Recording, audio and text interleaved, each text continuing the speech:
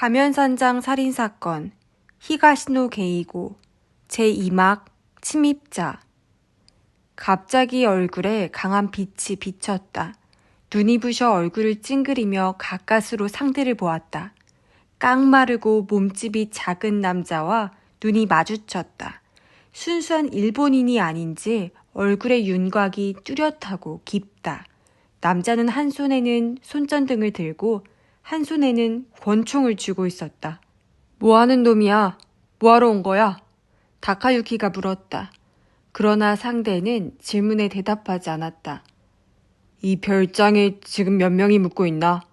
반대로 상대가 질문했다. 다카유키는 대답하지 않았다. 옆에서 유키에의 신음소리가 들렸다. 고개를 돌려보니 다른 남자가 그녀의 팔을 잡고 있었다. 그쪽은 상당히 덩치가 컸다. 허튼 짓 하지 마. 다카유키가 말했다. 우리를 포함해서 8명이 묵고 있다. 남자는 몇 명이지? 4명. 작은 남자가 잠시 생각하더니 좋아 라고 혼잣말처럼 중얼거렸다. 이대로 걷는다. 다카유키와 유키에는 두 남자의 지시에 따라 라운지의 소파로 가서 나란히 앉았다. 작은 남자가 스탠드를 켠 후 덩치 큰 남자와 함께 다카유키와 유키의 앞에 섰다. 그리고 둘 다 총을 겨눴다. 덩치가 겨누고 있는 총은 라이플인 듯 했다. 다카유키는 총에 대해서는 잘 모르지만 권총이나 라이플이 가짜 같진 않았다. 다구, 여자를 감시해.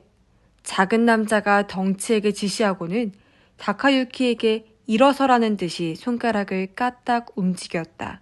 남자에게 등을 떠밀려 다카유키는 계단을 올라갔다. 나란히 있는 방들에서는 아무 소리도 들리지 않았다. 모두들 별장의 밤을 평온하게 지내고 있을 것이라고 다카유키는 생각했다. 사람들이 묵고 있는 방이 어디 있지? 남자가 물었다.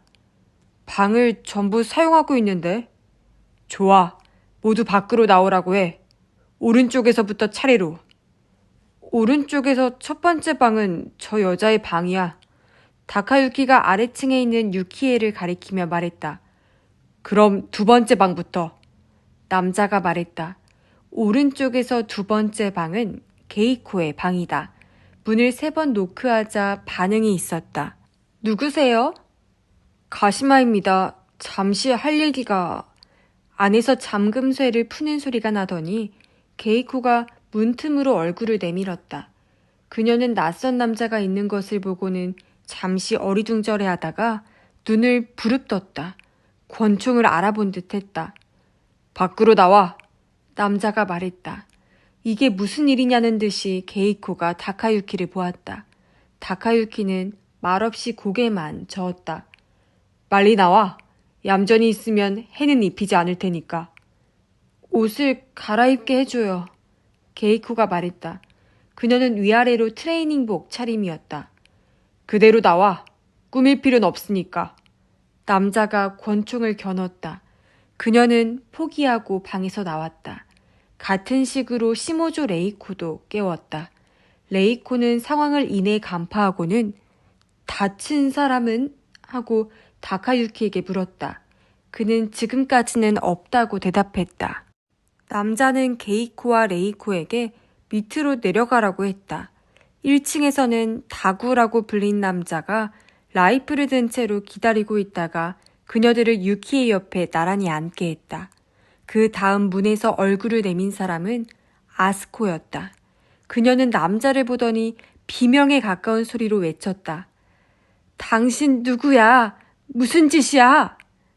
시끄럽게 굴지 마. 입 다물어. 강도야? 돈은 얼마든지 줄 테니까 해치지 말아요. 그 입 다물라고. 남자는 권총을 그녀의 코끝에 들이댔다. 조용히 있으면 살 수 있어. 해칠 마음은 없으니까. 순순히 방에서 나와. 아스코는 마치 스위치를 끈 것처럼 입을 다물었다. 하지만 문을 절반만 연 채 밖으로 나오려 하지는 않았다. 다카유키가 의아하게 생각하고 있는데 남자 역시 그녀의 행동을 수상쩍게 여기는 듯했다. 그리고 갑자기 안색이 바뀌더니 문을 벌컥 열어 젖혔다. 노부이코가 수화기를 드는 참이었다. 버튼을 누르려던 그의 손가락이 남자가 뛰어드는 바람에 동작을 멈췄다. 내려놔, 수화기! 남자가 말했다. 남편이 같이 있는 줄은 몰랐군. 큰일 날 뻔했잖아. 노부이코는 남자를 쳐다보면서 천천히 수화기를 내려놓았다. 누구지? 누구든 무슨 상관이야? 나와. 몸을 떠는 아스코의 어깨를 껴안고서 노부이코가 밖으로 나왔다. 그들이 계단으로 향하려고 하는데 남자가 잠깐 기다려 라고 명령했다. 선수를 교체한다. 부인은 여기 남아. 그리고 그는 다카유키의 등을 밀었다. 당신이 밑으로 내려가. 아스코가 겁에 질려 노부이코의 가운자락을 부여잡았다. 남자가 짜증을 부렸다. 빨리빨리 해. 아스코가 바들바들 떨면서 남자 옆으로 다가갔다. 남자가 그녀 팔을 잡자 조그맣게 소리를 질렀다. 걱정스럽게 아내를 돌아보는 노부이코와 함께 다카유키는 계단을 내려갔다. 라운지에서는 덩치 큰 남자가 인질들에게 라이플을 겨눈 채 두 남자를 바라보고 있었다. 앉아.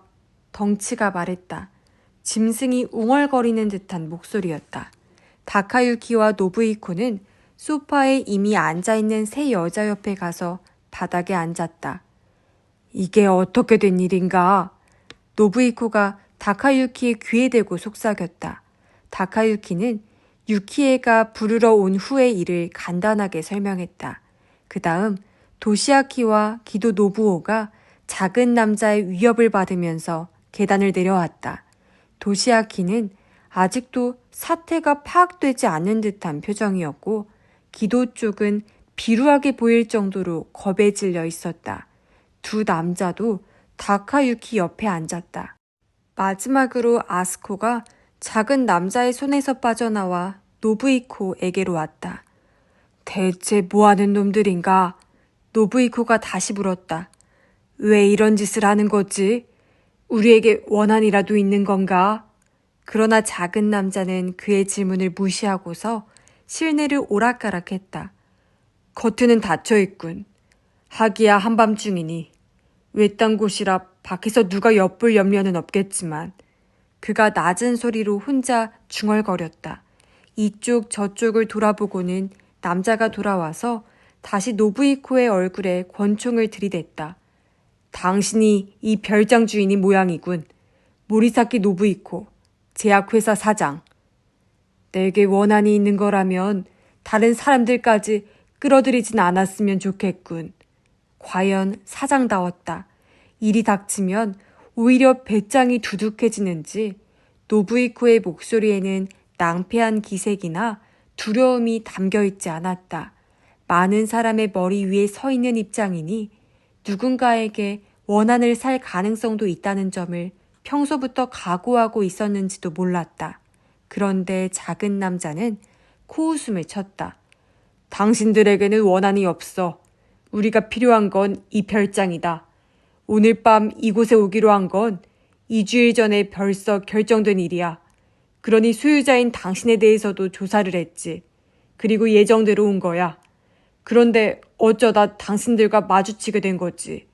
당신들도 운이 없지만 우리 역시 마찬가지라고. 왜 이 별장이 필요한 거지? 숨기에 딱 좋잖아. 무슨 짓을 저질렀는데? 다카유키 옆에 앉은 도시아키가 물었다. 그런 것까지 당신들에게 설명할 필요는 없겠지. 만약 도망치는 중이라면 이번에는 다카유키가 나섰다. 여기도 안전하진 않을 텐데. 낮에 경찰이 찾아왔었으니까. 거동이 수상한 남자를 보지 못했냐고 하면서 말이야. 혹시 당신들 두 사람을 말하는 게 아닐까? 그러자 작은 남자의 표정이 달라졌다. 경찰이 왔다고? 다카유키가 고개를 끄덕였다. 그러면서 그는 그때 좀 더 상황을 정확하게 물어볼 걸 그랬다고 속으로 후회했다. 총기를 소지한 범인이 이 부근에 숨어들었다는 걸 알았다면 문단속을 더 철저히 했을 것이다. 진! 덩치 큰 남자가 불안한 얼굴로 파트너를 보았다. 겁먹을 거 없어. 한 번 왔으니까 2번 다시 안 올 수도 있다고. 오히려 안전할 수도 있지. 진이라고 불린 남자의 말에 덩치의 표정이 다소 누그러졌다. 자네들이 여기 왔다는 소리는 아무에게도 하지 않겠네. 그러니 나가주면 안 되겠나? 조금 전에 내 아내도 말했지만 돈이 필요하다면 최대한 협조하겠네. 노부이코가 열기띤 목소리로 말했지만 작은 남자는 피식 웃을 뿐이었다. 그런 말을 우리가 믿을 줄 알아? 게다가 돈은 필요 없어. 우리가 해야 할 일은 이 별장에 그냥 있는 것뿐이야. 동료가 올 때까지. 동료가 또 온다는 말인가? 다카유키가 물었다. 이 별장에서 합류하기로 했어. 그게 우리의 계획이야. 2주일 전에 이 별장을 사전 답사하면서 그렇게 결정했지. 뒷문 열쇠까지 만들면서 말이야. 그리고 그는 주머니에서 열쇠를 꺼내 얼굴 앞에 올리고 흔들어 보였다. 그 말을 들으니 다카유키는 납득이 갔다. 아무리 문단속을 단단히 했어도 이들은 들어왔을 것이다. 동료는 언제 오나? 노부이코가 물었다. 이르면 내일 밤. 진의 말에 여자들 사이에서 절망적인 한숨이 흘러나왔다. 적어도 내일 밤까지는 이런 상황이 계속된다는 얘기다. 그런 그들의 표정을 본 남자가 음흉한 미소를 지었다. 그렇게 절망적인 표정들 짓지 말라고. 인연이 있어서 이렇게 만난 것일 수도 있잖아. 그리고 진이라는 남자는 여자들을 쭉 훑어보다가 시모조 레이코의 볼을 권총으로 쓰다듬었다. 레이코는 안색 하나 바꾸지 않고 남자의 얼굴을 노려보았다. 진이 약간 움찔하는 듯 했다. 다구, 잘 지켜보고 있어. 여자들 옆을 떠나면서 진이 말했다. 덩치는 여전히 불안한 표정이었다. 어디 가는 거야? 화장실. 그러면서 진이 복도로 가려는데 아스코가 호소하는 듯한 목소리로 나도 가고 싶은데 라고 말했다. 진이 얼굴을 찡그렸다. 그때였다. 나도 아까부터 참고 있었어. 기도가 떨리는 목소리로 말했다. 아마도 먼저 말을 꺼낼 용기가 없었을 것이다. 나부터 갔다 온 다음에.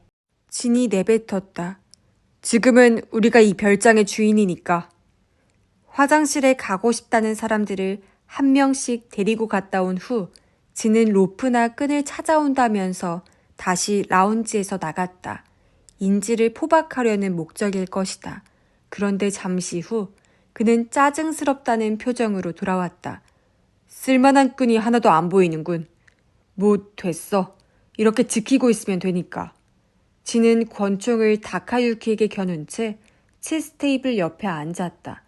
나 같으면 시트를 벗겨와서 끈 대신 사용할 텐데 하고 다카유키는 생각했지만 물론 입 밖으로 내진 않았다. 그들 역시 생각이야 했을 테지만 그렇게까지 할 마음은 없었는지도 모른다. 진, 언제까지 이러고 있을 거야? 선체로 라이프를 겨누고 있기가 힘들어졌는지 다구가 의자에 앉으며 물었다. 엉덩이가 얼마나 큰지 마치 레스토랑에 있는 어린이용 의자에 앉은 모양새였다. 후지가 올 때까지 이러고 있을 거야? 후지는 아마도 다른 동료의 이름인 듯 했다. 그래야겠지. 아, 그런데 다구는 체스할 줄 모르지? 진이 테이블 밑을 더듬었다. 카드가 있네. 이걸로 심심풀이나 하면 되겠어. 그는 카드를 꺼냈다. 잠깐이면 몰라도 하루 이상 이렇게 있긴 싫은데. 다구가 낮은 목소리로 말했다. 이 사람들이 여기 이렇게 있으니 누가 찾아올지도 모르잖아. 게다가 계속 지켜보기도 힘들고. 그의 말이 맞네. 노부이코가 말했다. 이 근처 별장에는 내 지인이 많지. 우리가 와 있다는 사실을 아니까 불쑥 찾아올지도 모르네. 그로서는 어떻게든 두 사람을 별장에서 내쫓아야겠다는 생각에 한 말이었을 것이다. 그렇지만 그 대사가 연극조라는 것은 가엾을 정도로 뻔히 보였다. 진이 희죽 웃으면서 카드를 섞었다. 그런 거짓말에 걸려들 줄 알아? 이 근처 별장이 전부 법인 소유라는 것쯤은 이미 다 조사해서 알고 있어. 기업의 휴양소라더군. 그러니 가령 묻고 있는 사람이 있다 해도 그 회사 사람들이겠지. 발이 얼마나 넓은지는 모르겠지만 설마 그 기업의 사원 전부가 지인은 아니겠지? 그의 말에 노부이코가 침묵했다. 지는 흥 하고 콧방귀를 뀌었다. 우린 여기서 나갈 수 없어. 처음부터 여기에서 합류하기로 계획했으니까 말이야. 아무도 없다고 했단 말이야. 다구가 불쾌하다는 듯이 말했다. 그런데 이건 얘기가 다르잖아. 어떻게 된 거냔 말이야. 이 별장을 선택한 사람은 후지야. 내가 아니라. 지는 카드를 자신과 다구 앞에 차례로 나눴다. 카드의 숫자로 봐서 포커를 칠 모양이라고 다카유키는 짐작했다. 후지에게 전화해서 장소를 바꾸자고 해. 별장은 다른 데도 얼마든지 있잖아. 어떻게 연락하라는 거야? 이미 늦었다고. 게다가 여기서 나가면 이자들이 경찰에 신고할 게 뻔하잖아. 안 할게요. 약속해요. 아스코가 간청했지만 지는 무시한 채 자신의 카드를 보았다. 어라? 이거 잘 들어왔는데? 보나마나 내가 이겼군. 그가 카드 2장을 바꾸는 것을 보면서 노부이코가 신중하게 물었다. 아까 자네가 우리에게 해를 끼치지 않겠다고 했는데 그 말은 믿어도 되겠나? 지는 카드를 바꾸는 다구를 노려보면서 대답했다. 그야 당연하지. 날 믿으라고. 그러니까 자네들이 나갈 때에도 우리들에게는 손이 되지 않는다 그 말인가? 그렇다니까. 그럼 자네들이 나간 후에 우리가 경찰에 신고할 거라는 생각은 하지 않나? 당연히 하겠지. 단 우리가 멀리 도망친 후가 될 거야. 그때까지는 할 수 없어. 그건 왜지? 왜 그런데?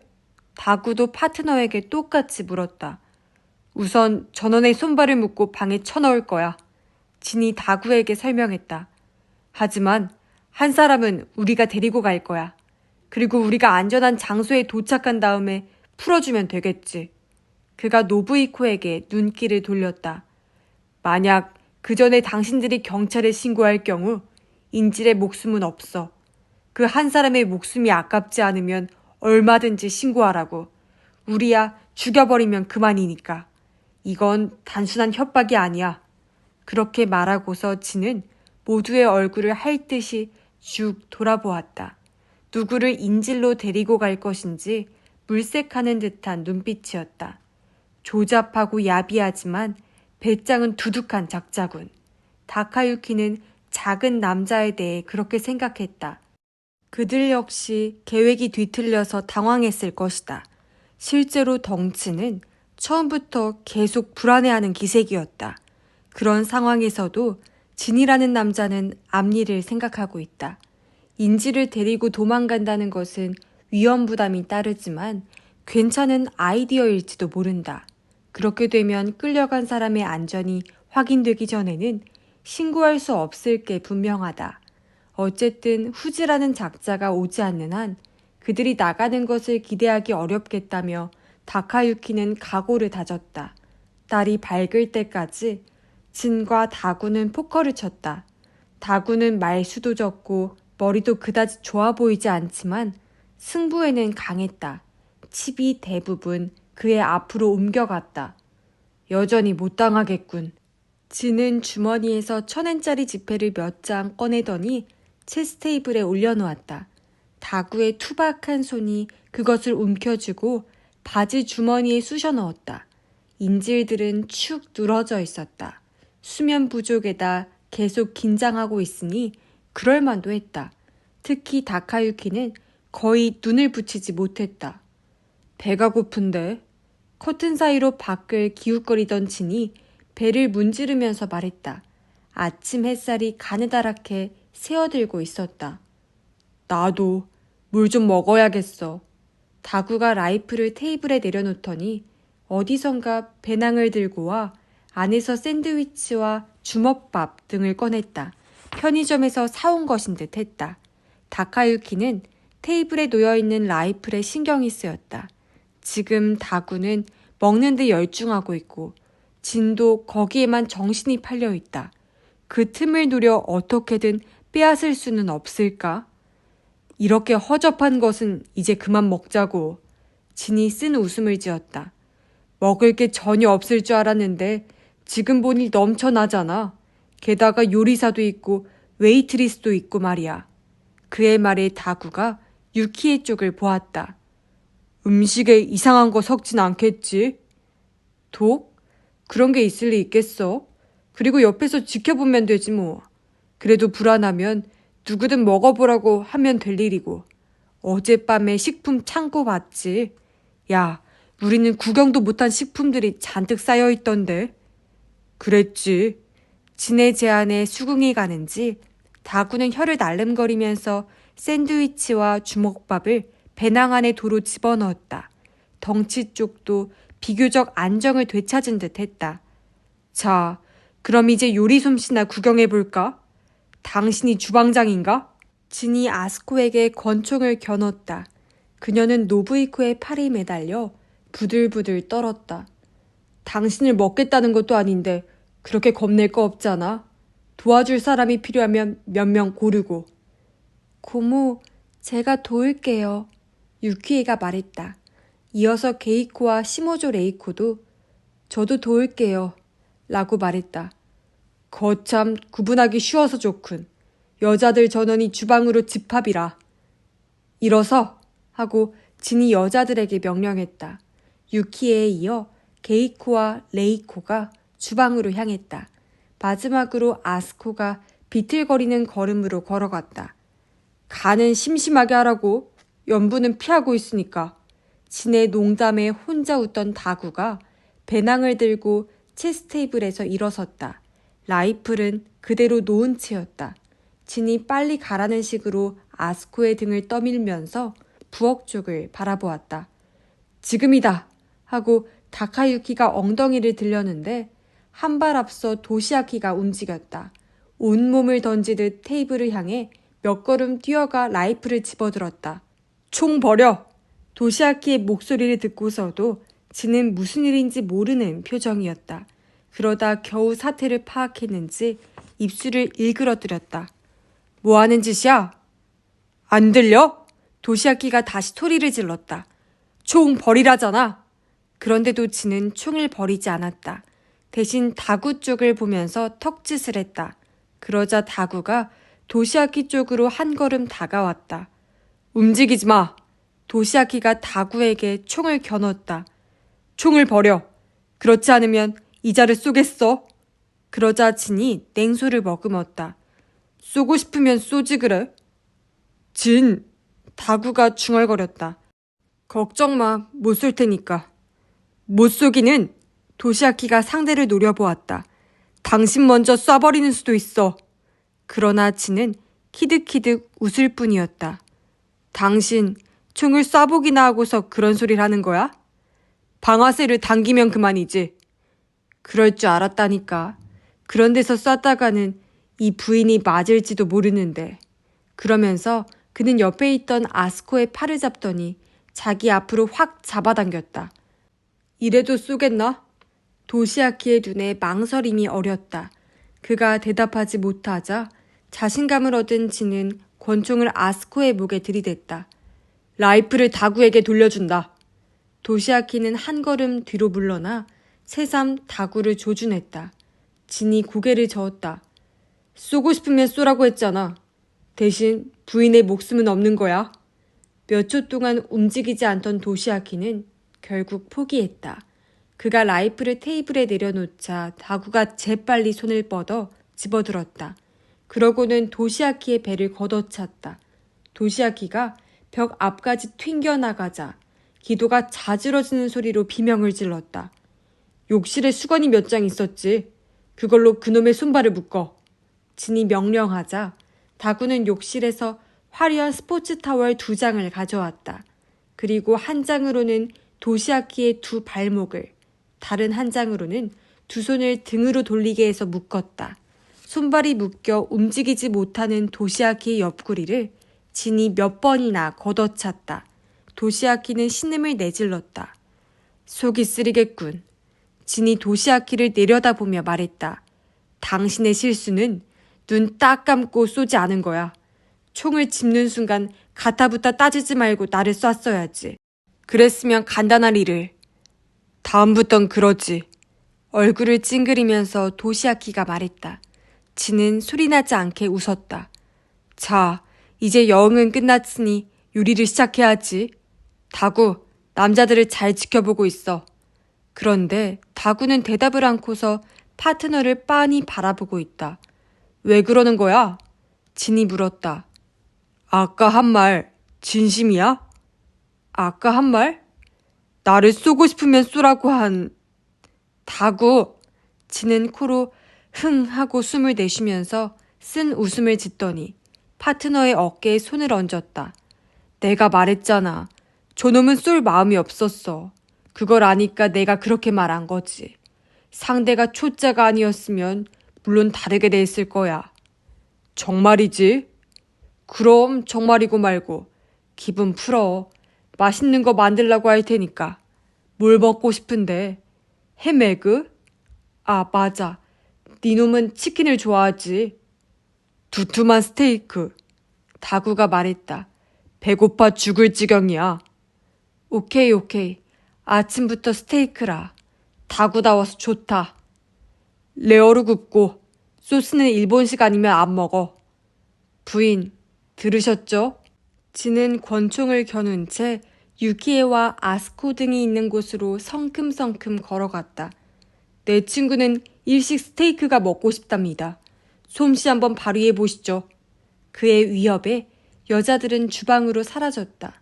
다구는 배를 문지르면서 다카유키와 남자들이 있는 곳에서 약간 떨어진 바닥에 앉았다. 그리고 아까 같은 실수는 2번 다시 안 하겠다는 듯 라이프를 옆구리에 꽉 끼었다. 한동안 남자들을 지켜보던 그는 슬슬 따분해졌는지 사방을 두리번거리기 시작했다. 라운지와 식당의 경계에 책과 장난감이 정리되어 있는 책꽂이가 있었다. 그가 책꽂이로 다가가더니 장난감을 하나 집어들었다. 이어진 말발굽 2개가 말발굽 비슷하게 생긴 또 다른 고리에 끼워져 있는 것이었다. 말발굽 퍼즐이라고 하지. 노부이코가 말했다. 고리에서 말발굽을 빼면 되는 거야. 다구가 라이프를 옆구리에 낀 채로 퍼즐을 만지작거렸다. 찰랑찰랑 소리가 났다. 이게 어떻게 빠진다는 거야? 그가 부르퉁한 목소리로 말했다. 말발굽보다 고리가 작은데 빠질 리 없잖아. 머리를 쓰면 뺄 수 있지. 노부이코의 말에 불끈한 다구가 그를 노려보았다. 그리고 그 자리에 철퍼덕 앉더니 다시 찰랑거리며 퍼즐을 만지기 시작했다. 그 손놀림을 보면서 다카유키는 말발굽이 빠지려면 한나절은 걸리겠다고 생각했다. 노부이코가 자세를 고쳐 앉는 척하면서 다카유키 옆으로 다가왔다. 어떻게 밖에 알릴 방법이 없겠나? 그가 귀에 대고 그렇게 속삭였다. 다카유키는 화들짝 놀라 다구를 보았다. 그러나 그는 퍼즐에 한창 정신이 팔려있다. 노부이코의 노림수에 빠진 듯 했다. 외지 사람들이 이 부근까지 오는 일이 있나요? 다카유키는 고개를 숙이고 작은 소리로 물었다. 평소에는 거의 없는데 그래도 혹시 누가 지나갈지도 모르지 않나. 지금이 기회야. 그럴 가능성이라도 걸어봐야지. 다카유키는 고개를 끄덕였다. 그러나 뾰족한 방법이 떠오르지 않았다. 가령 말인데 이 건물에 불을 내면 어떻겠나. 노부이코의 말에 소스라치게 놀란 다카유키가 눈을 크게 떴다. 일부러 불을 낸다는 말씀이십니까? 완전히 태우겠다는 건 아니고 화재가 났나 보다고 생각할 정도로 연기를 피우면 사람들이 모여들지 않겠냐는 거지. 연기. 좋은 방법일지도 모른다고 다카유키는 생각했다. 연기라면 멀리에서도 보인다. 게다가 사람들이 많이 모이면 진과 다구도 총을 쏘아댈 수 없을 것이다. 그런데 연기를 어떻게 피우죠? 다카유키가 묻자 노부이코는 얼굴을 더 바짝 들이댔다. 2층 방까지만 가면 돼. 각 방에는 철제 쓰레기통이 있거든. 그 안에다 종이나 나무 토막을 넣고 불을 피운 후 창문을 열어두면. 아, 그렇군요. 다카유키는 노부이코의 의도를 이해했다. 하지만 그러다 진짜 불이 날 수도 있지 않을까요? 상관없어, 불이 나도. 노부이코가 낮은 소리로 말했다. 이런 별장이야 또 지으면 돼. 실제로 불이 난다면 놈들도 당황하겠지. 그러면 도망칠 기회가 생길 수도 있어. 물론 사람들도 모여들 테고. 만약 불길에 갇히면 고층 빌딩도 아닌데 뭘. 어디로든 빠져나갈 수 있을 게야. 그보다 노부이코가 더 말을 하려다 입을 다물고 다카유키의 반대쪽을 보았다. 다구가 다가오고 있었다. 뭘 쑥덕거리는 거야? 아무것도 아니야. 다카유키는 고개를 저었다. 다구는 수상하다는 눈빛으로 잠시 다카유키를 보다가 더는 아무 말 않고 노부이코 쪽으로 방향을 돌리더니 말발굽 퍼즐을 휙 던졌다.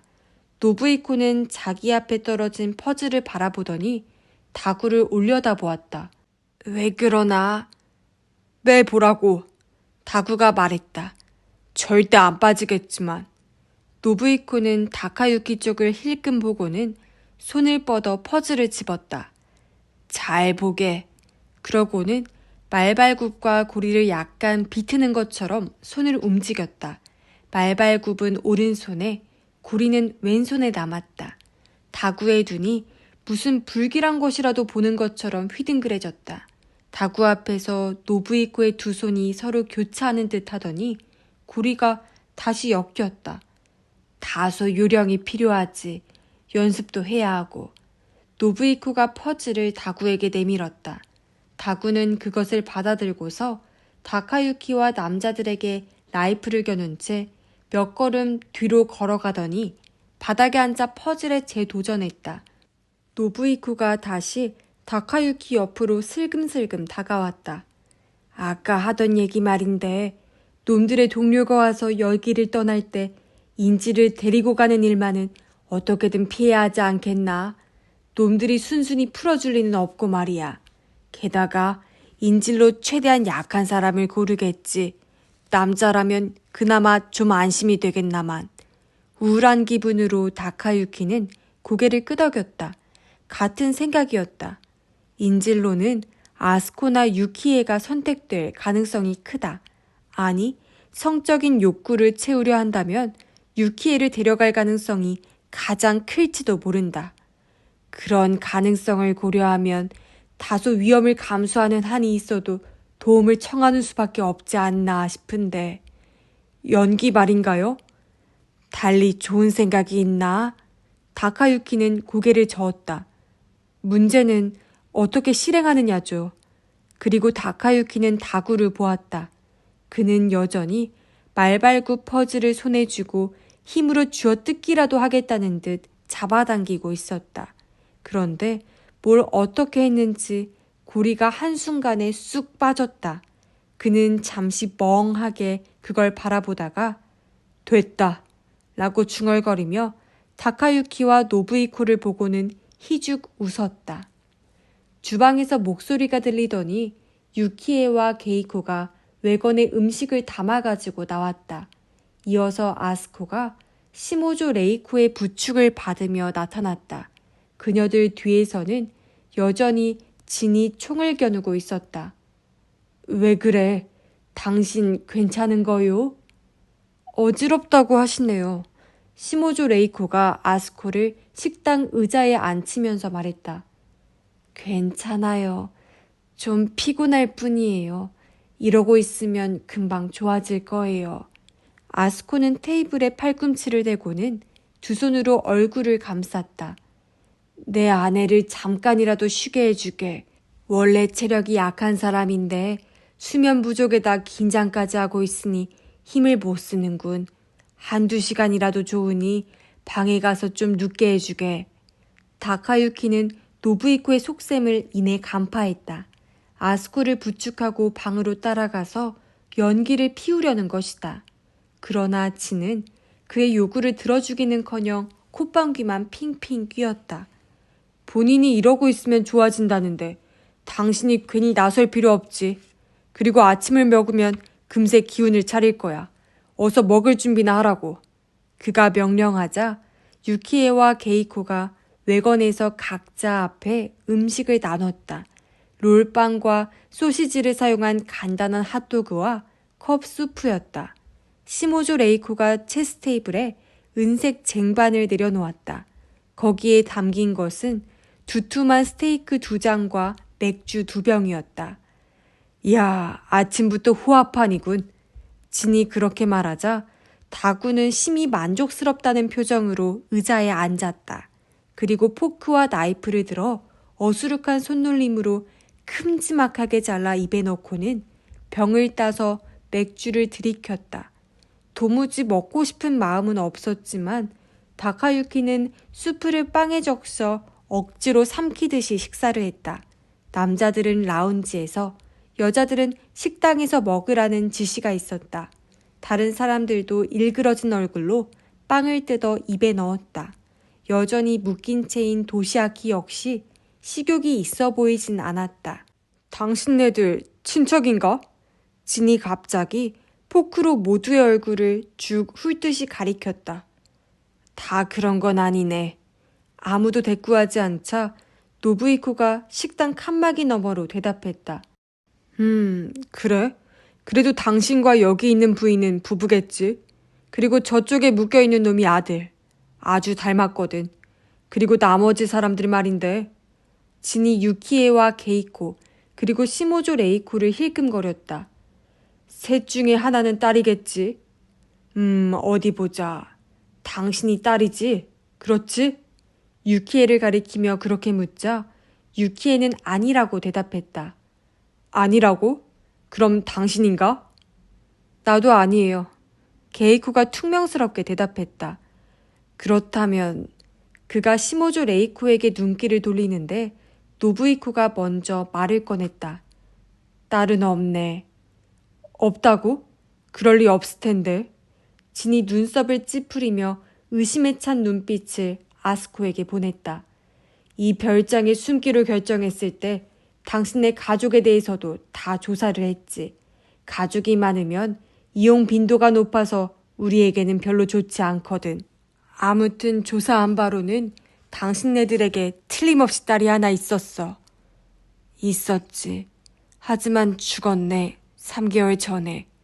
노부이코의 말에 진이 나이프를 움직이던 손을 멈췄다. 그거 안 됐군. 병으로? 아닐세. 여기서 차를 몰고 도쿄로 돌아가다가 절벽에서 떨어졌다네. 그렇게 말하고 노부이코는 절반쯤 먹은 핫도그를 물끄러미 내려다보았다. 아하, 교통사고였군. 그래도 본인이 사고를 일으켰다니 어쩔 수 없지 뭐. 요즘 젊은 사람들이 그렇다니까. 운전도 잘 못하면서 겉멋만 들어서 속력을 낸단 말이지. 그건 단순한 사고가 아니었어. 노부이코가 날카롭게 소리를 질렀다. 그 기세에 두 침입자도 순간 움찔했다. 다구는 맥주병을 입에 문 채로 노부이코를 바라봤다. 다카유키 역시 내심 놀라며 그의 옆 얼굴을 보았다. 도모미의 죽음에 대해서 그가 이렇게 명확한 의견을 보인 적은 여태까지 한 번도 없었다. 다른 사람들도 같은 생각인지 현재 상황을 잊은 것처럼 노부이코를 주목했다. 아니, 우리 도모미는 그렇게 경박한 녀석이 아니었다는 뜻으로 한 말이네. 부주의해서 사고를 일으킨 게 아니라 어떤 불가항력적인 힘이 있었다고 믿고 있어. 변명하는 듯한 투로 노부이코가 말했다. 그리고 그는 다시 핫도그 빵을 뜯었다. 참 재미있는 얘기군. 단순한 사고가 아니었다. 꽤 의미심장하게 들리는데. 게다가 진이 기분 나쁘게 씩 웃었다. 전원의 안색이 달라졌어. 그의 말에 모두가 얼른 고개를 숙였다. 그리고 그가 무슨 말인지 더 하고 싶어하는 표정을 짓는데 현관 벨이 울렸다. 순간 모두가 숨을 삼키는 듯한 기척이 느껴졌다. 비디오 화면이 정지한 것처럼 다들 동작을 멈췄다. 다구는 마침 고깃 덩어리를 넣으려고 입을 쩍 벌리던 참이었다. 진이 맨 먼저 행동에 나섰다. 다구에게 사람들을 지켜보라고 하고는 재빨리 바깥쪽 창문으로 뛰어갔다. 그리고 커튼 사이로 현관 쪽을 살폈다. 잠시 후 돌아온 그의 눈에는 핏발이 서 있었다. 큰일 났어. 경찰이야. 그의 말에 다구도 험악한 눈초리로 라이플을 집어들었다. 경찰이 왜 이런 데로 온 거지? 내가 어떻게 알겠어. 우리가 여기 있다는 걸 알아챈 것 같진 않아. 진은 거칠게 숨을 쉬며 인질들을 보았다. 거기 너. 그가 다카유키에게 권총을 겨눴다. 나가봐. 놈들을 돌려보내. 왜 나지? 모리사키 사장이 직접 현관에 나가는 건 아무래도 이상하잖아. 사장 다음으로 그나마 침착해 보이는 사람이 너니까. 보이는 것과 다를 수 있지. 다카유키가 일어나면서 노부이코와 유키의 쪽을 보았다. 모두가 어떻게든 해보라고 눈으로 이야기하고 있었다. 경찰에 이 상황을 알릴 수 있는 방법이 없을까? 다카유키는 잠시 고민에 빠졌다. 미리 말해두는데 우리는 경찰에 잡히느니 차라리 목숨을 끊을 생각이야. 처음부터 다 각오하고 있던 일이지. 허튼 짓을 했다가는 여기 있는 사람들 모두를 길동무로 삼을 수도 있으니까 그런 줄 알라고. 다카유키의 속마음을 꿰뚫어 본 것처럼 진이 그렇게 말하면서 그의 등에 권총을 들이댔다. 그리고 자신은 밖에서 보이지 않도록 유리문 뒤에 쭈그려 앉았다. 현관 밖으로 나가면 안 돼. 경찰을 현관 안으로 들여서도 안 되고. 알겠나? 다카유키는 고개를 끄덕이고 현관으로 내려가 슬리퍼를 신었다. 그리고 묵직한 나무 문을 열었다. 어제 찾아왔던 경찰이 어제보다 다소 험악한 표정으로 서 있었다. 아침 일찍부터 죄송합니다. 잘 주무셨나요? 야윈 중년의 경찰이 곰살스럽게 웃으면서 물었다. 아, 예. 아침을 먹고 있었습니다. 아, 그렇군요. 다른 분들도 모두 일어나셨습니까? 네. 그런데 어제도 질문을 드렸습니다만 그 후에 별다른 이상은 없었습니까? 거동이 수상한 자를 봤다든지 밤중에 무슨 소리가 났다든지요. 거동이 수상한 자는 바로 뒤에 있다고 말하고 싶었다. 아니요, 별다른 일은. 그렇군요. 경찰은 딱히 실망스러워하는 눈치는 아니었다. 이 붉은 별장을 여기저기 찾아다니면서 이런 대화를 나누고 있을 터였다. 저 무슨 일이 있는 겁니까? 이틀 계속해서 경찰이 이렇게 찾아오는 걸 보면 보통 일이 아닌 것 같은데요. 다카유키가 묻자 경찰은 그가 빈정거린다고 해석했는지 모자 뒤로 손을 가져갔다. 죄송합니다. 모처럼 휴가를 즐기고 계실 텐데 이렇게 불쑥불쑥 찾아와서 죄송스럽게 생각하고 있습니다. 실은 어제 낮에 은행이 습격을 당한 터라. 은행 강도란 말입니까? 다카유키가 물었다. 그렇습니다. 2인조였어요. 권총과 라이플로 무장하고 침입했습니다. 다카유키는 복잡한 심경으로 고개를 끄덕였다. 흉기에 대해서는 이미 알고 있었다. 그래서 그 범인들이 이 부근에 숨어 있다는 건가요? 어제 시점에서는 그럴지도 모른다는 정도였죠. 범인의 차량이 이쪽으로 향했다는 증언이 있었거든요. 그런데 현재 단계에서는 조금 달라졌다는 말씀이시군요. 네, 범인이 버리고 도망친 것으로 추정되는 차가 저기 숲을 속에서 발견되었거든요. 현금이 든 커다란 자루 3개를 들고 있으니까 걸어서는 그렇게 멀리 못 갔을 겁니다. 당신들의 추리가 맞다고 다카유키는 마음속으로 중얼거렸다. 이 부근에 있다면 상당히 위험하겠군요.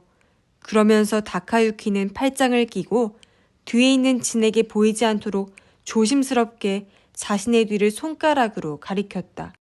그리고 그 손가락을 보라는 뜻으로 경찰에게 눈짓을 했다. 그러나 경찰은 전혀 눈치채지 못하는 듯 했다. 그러게 말입니다.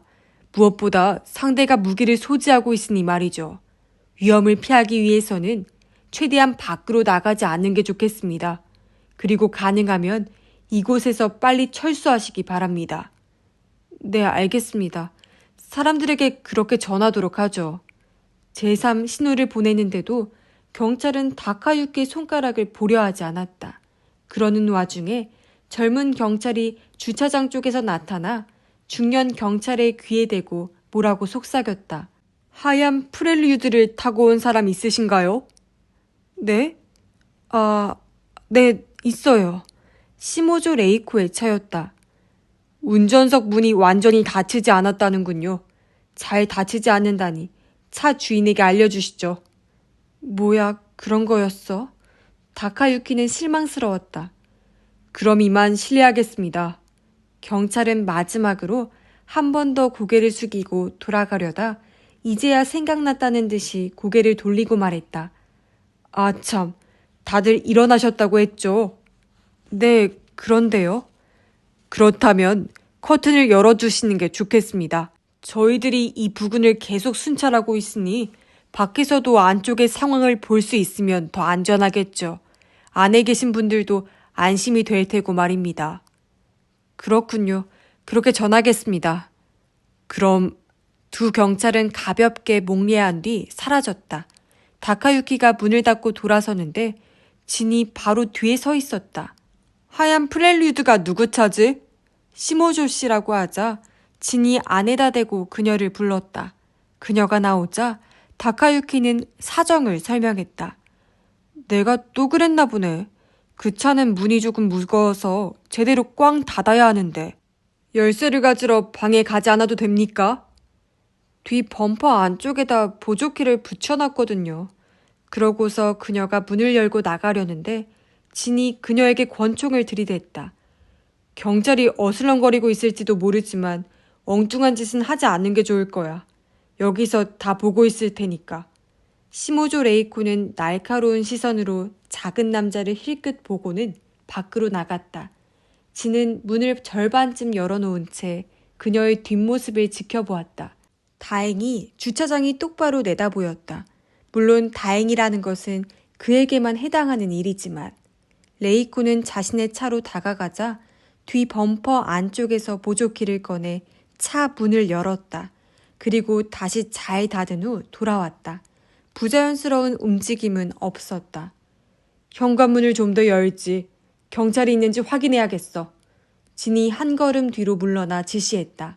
하라는 대로 다카유키가 문을 더 열자 예의 경찰 둘이 문 근처를 서성거리는 모습이 보였다. 거참 귀찮게 구는군. 진이 투덜거렸다. 그때 다카유키의 눈결에 구두코로 지면에 뭐라고 쓰고 있는 시모조 레이코의 모습이 포착되었다. 다카유키 뒤에 숨어있는 진에게는 안 보이는 듯 했다. 레이코가 현관으로 들어오자 진은 다카유키에게 문을 닫으라고 명령했다.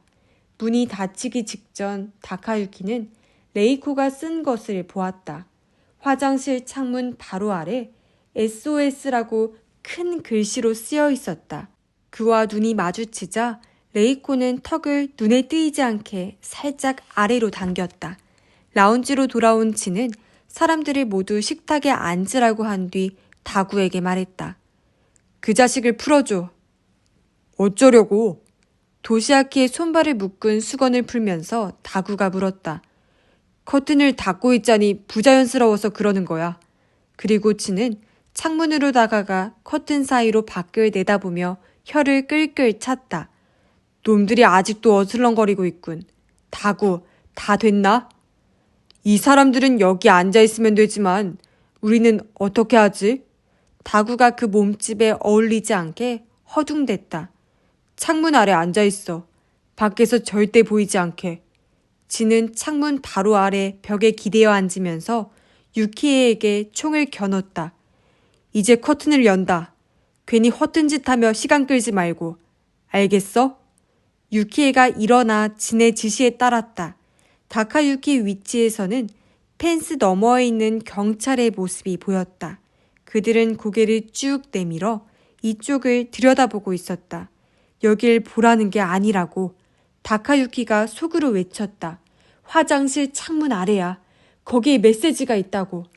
그러나 이상이 없다고 판단했는지 경찰은 결국 철수하고 말았다. 낙담한 다카유키는 한숨이 절로 나왔다. 간 것 같군. 커튼 뒤에 숨어서 밖을 내다보던 진이 중얼거렸다. 커튼 닫자. 다구가 말했다. 계속 이러고 있는 건 너무 불편하잖아. 그건 안 돼.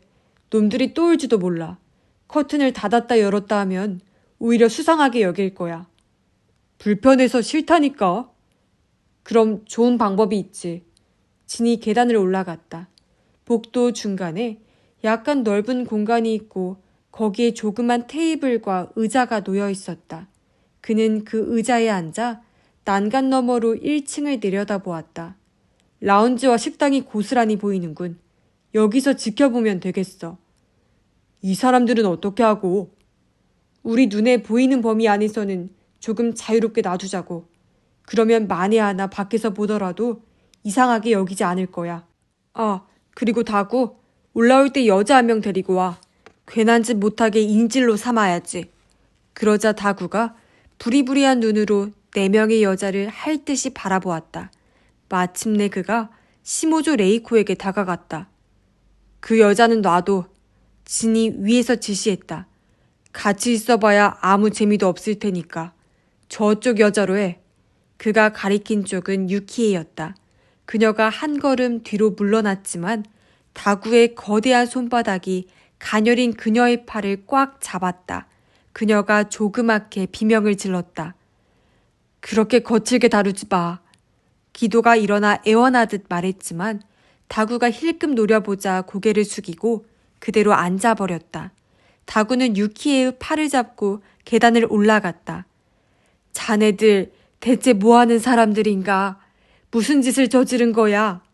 노부이코가 그들을 올려다보며 물었다. 진이 희죽 웃으면서 권총을 다카유키에게 겨눴다. 저자에게 물어보라고. 잘 알고 있을 테니까. 모두의 시선이 집중되자 다카유키는 아까 경찰에게 들은 얘기를 했다. 은행 강도라고 하는데도 아무도 놀라지 않았다. 그들의 언행을 보면서 얼마쯤은 모두들 상상했기 때문인지도 모른다. 어째서 여기로 도망친 거지? 노부이코가 물었다. 계획이 그랬으니까. 은행을 습격한 후 나와 다구는 돈을 들고 일단 이 별장지에 숨기로 했어. 간선도로가 봉쇄되면 제대로 도망칠 수 있을지 어떨지 알 수 없으니까. 이쪽으로 오다가 목격당한 것은 실수였지만. 앞으로 어떻게 할 작정인가? 동료가 한 명 더 온다고 했는데. 올 거야. 믿을 만한 사람이. 그 사람이 우리를 여기에서 도망치게 해줄 거야. 이 부근의 지리도 잘 알고 경찰의 움직임에 대한 정보도 갖고 있거든. 후지. 이름이 후지라고 했지. 도시아키가 말했다. 그는 묶여있던 곳이 아픈지 손목을 비비고 있었다. 용케 기억하는군. 그래, 후지야. 그런데 그자는 왜 빨리 안 오는 거지? 그야 뭐 여러 가지로 사정이 있겠지. 진이 모깃소리로 웅얼거렸다. 정보를 모으느라 시간도 걸릴 테고. 그의 태도로 보아 무슨 일이 있는 거라고 다카유키는 생각했다. 그 계획이 얼마나 완벽한지는 모르겠지만 도시아키가 말을 계속했다. 아무튼 첫 단계에서부터 벌써 삐걱대고 있잖아. 경찰이 냄새를 맡고 돌아다니고 있어. 머지않아 이 별장이 이상하다는 걸 눈치채겠지. 레저를 즐기러 온 사람들이 한 발짝도 집 밖으로 나오지 않으니까 말이야. 놈들이 눈치챌 무렵이면 우리는 이미 여기 없을 거야.